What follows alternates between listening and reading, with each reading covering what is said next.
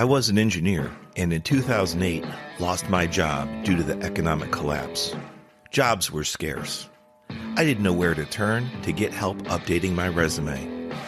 Online services and coaches charge hundreds, even thousands of dollars. I took matters into my own hands and learned how to craft interview-winning resumes. Shortly later, I landed a job with a Fortune 500 company. I've helped many achieve similar success. Now I share my tips to create interview-winning resumes, interviewing excellence, and high-performance growth strategies on my podcast, Career Growth Made Easy.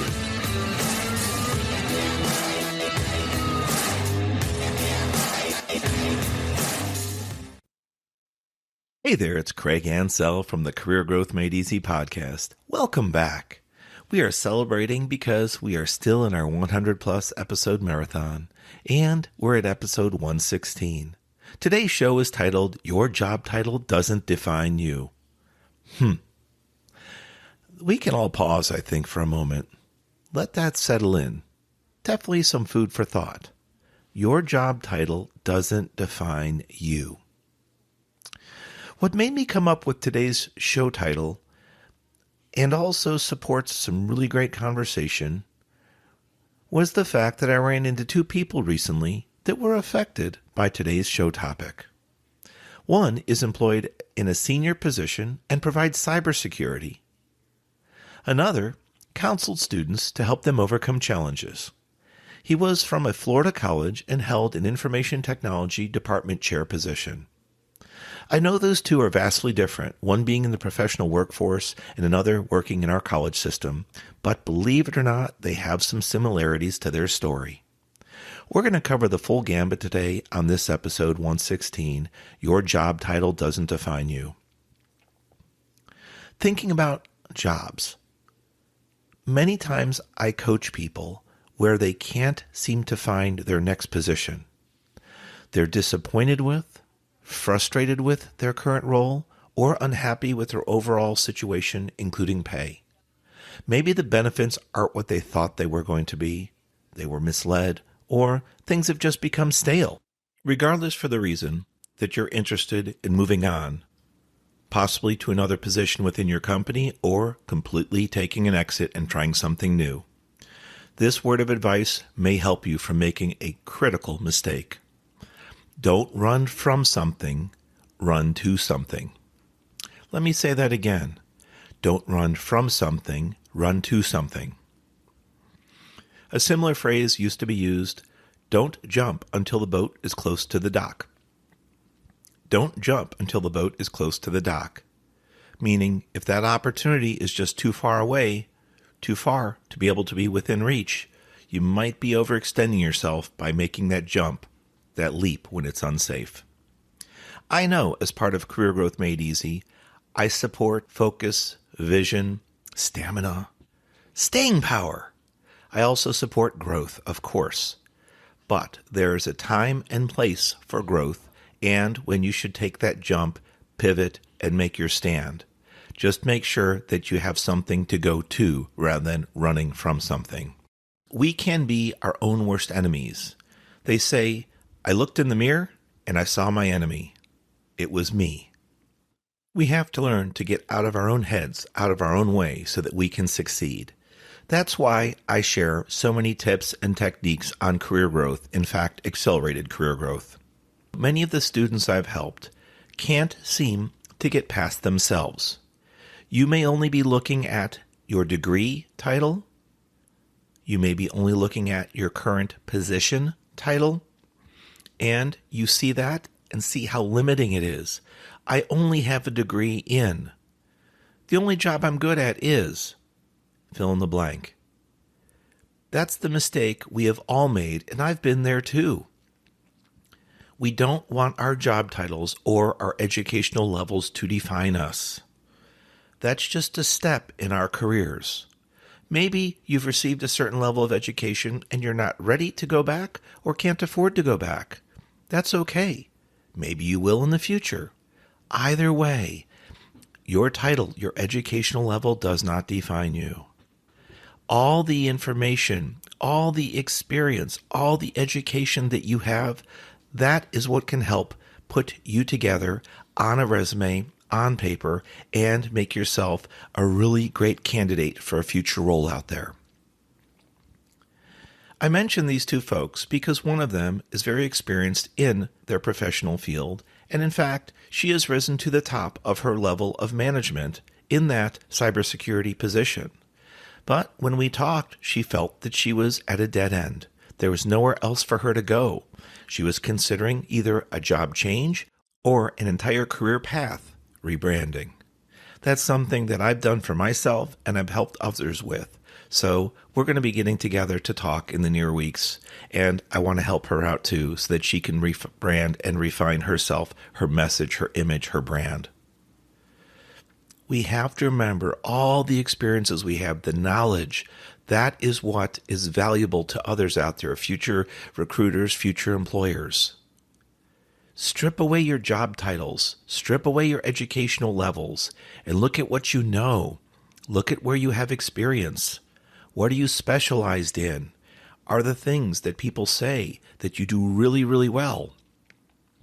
Or if you have peers, family members, friends, coworkers that say you light up when you perform certain activities or work with certain types of people, that's a hint that's something that you might love doing, and you should really sit down and pursue that. However, many times we can't see past ourselves. We need that friend network to help us out, that peer network. If you have strong bonds in your work relationships, it'd be really worth talking to people over a coffee or a soda, after hours, call them up on the weekend, text with them. Discover the capabilities, the experience, the value you bring to others. Let them tell you what they see. It might help redefine you in a totally different way. Now, with regards to the department chair position I mentioned, he told me over a weekend or two ago that he had helped many students find themselves.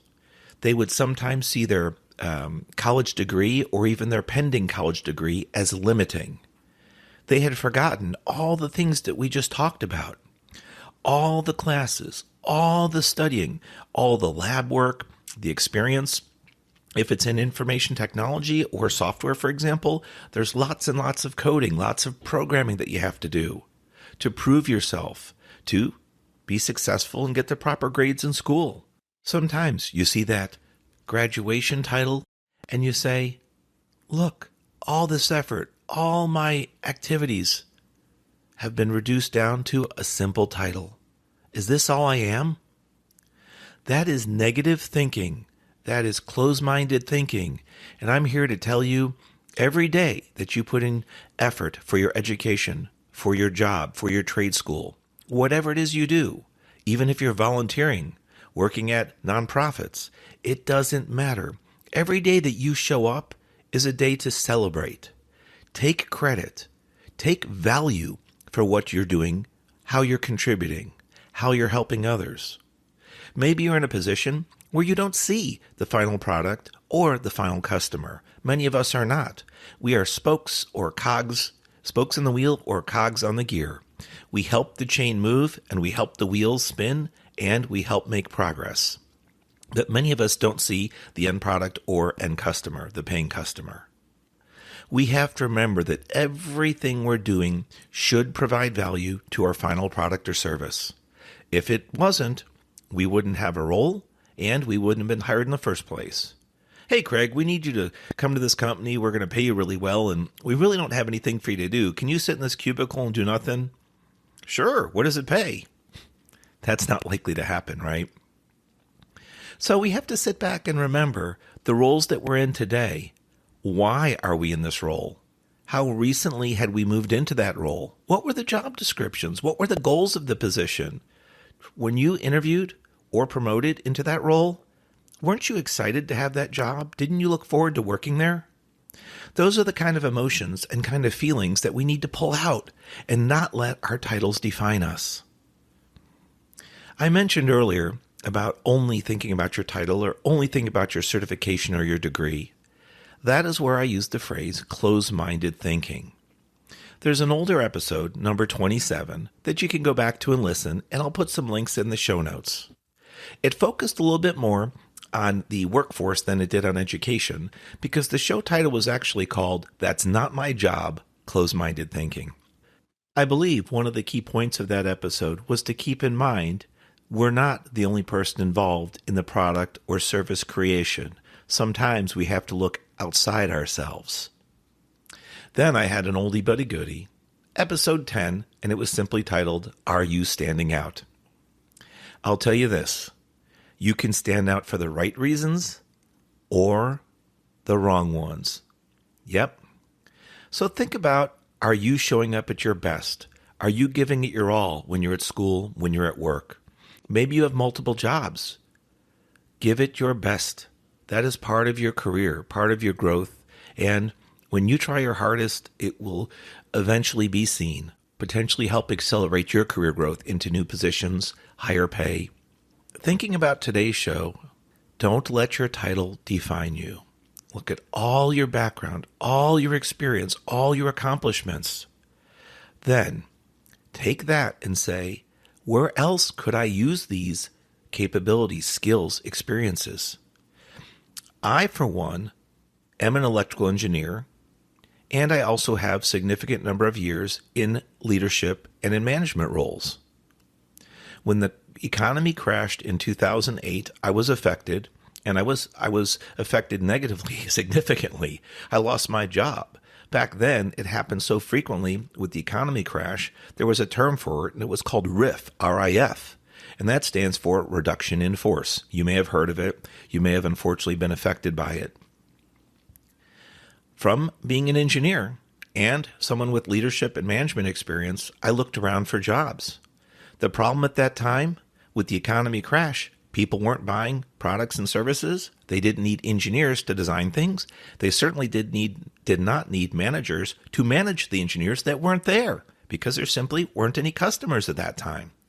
So I rebranded and repurposed myself.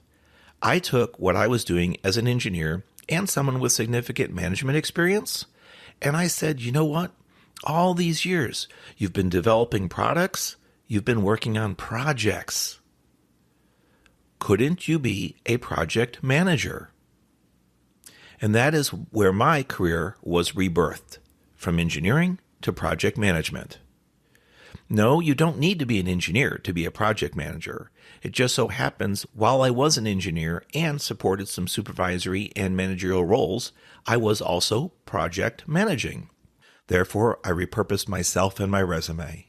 So there is hope. If you're someone that has risen through the ranks at your company or a number of companies, held a variety of supervisory, managerial, or leadership roles, don't let your titles define you. Think about everyone that you've helped.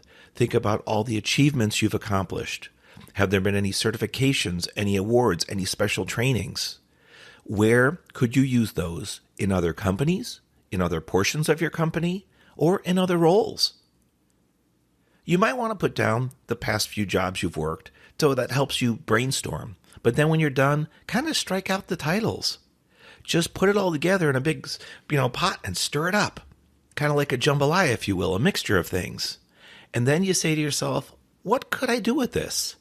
As you start to job search and look at keywords for requirements or responsibilities or nice to haves, such as preferred candidate features or preferred candidate abilities, you might realize there are other things you could do all this time. So if you're unhappy with your job, thinking about moving on or leaving, whatever the case is, remember, run to something, not from something. So think about all the skill sets that you have, then take the time to repurpose yourself on paper, your resume, for job applications, and even write potentially a cover letter explaining what values you bring to your future employer. I promise you, you'll be glad that you've taken a look at your personal inventory, striking out titles and educational boundaries. Again, what you possess, that's what's critical. That's what's key. Don't have closed-minded thinking. As you potentially get frustrated, disappointed, or maybe you're unhappy with your role at your current job, don't stand out for the wrong reasons. Give it your best, stand out for the right reasons, and make a plan of attack to take care of yourself and move on to the right role at the right time. Jump when the boat is near or at the dock. If you have any questions about today's show, episode 116, your job title doesn't define you, please reach out to us on social media. I'm Craig Ancel, at Craig Ancel for Facebook, LinkedIn, and Instagram. Email is craig@craigancel.com. And you can always connect with me through my website. I have one-on-one coaching appointment scheduler available, as well as my resume and cover letter masterclasses to help you out. I hope today's show gave you some food for thought and just reminded you that you are much more valuable than just a few words, a title, a position on your door, or a little plaque on your desk, or a name tag that you wear. It's all about the value you possess and the values, the accomplishments you can bring to a future employer. Hope you have a wonderful week ahead. Look forward to talking to you next week. God bless you. Bye-bye.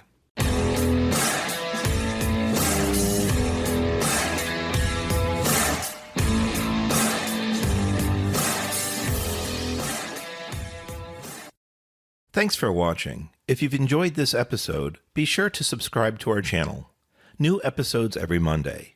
In the meantime, why don't you follow us on social media, at Craig Ancel on Facebook, LinkedIn, and Instagram. To book a coaching appointment, download our free guides, or join our email list, check out the links in the description below.